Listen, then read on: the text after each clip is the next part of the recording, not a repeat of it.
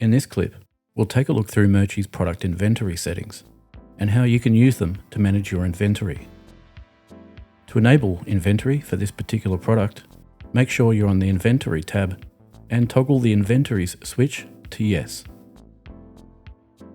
Next, we have Allow Open Inventories, which permits customers to order a number of products greater than the quantity carried in your inventory, and optionally allowing the excess quantity to be placed on backorder.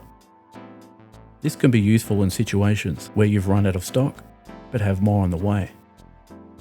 Alternatively, with Allow Open Inventories disabled, customers will only be able to place orders on the quantity of products displayed in your inventory. Next, we have Generate Product Inventories, which, if enabled, will compile the variations available in this particular product, creating a matrix of your product variations, such as colors and sizes, which is where you key your inventory quantities into.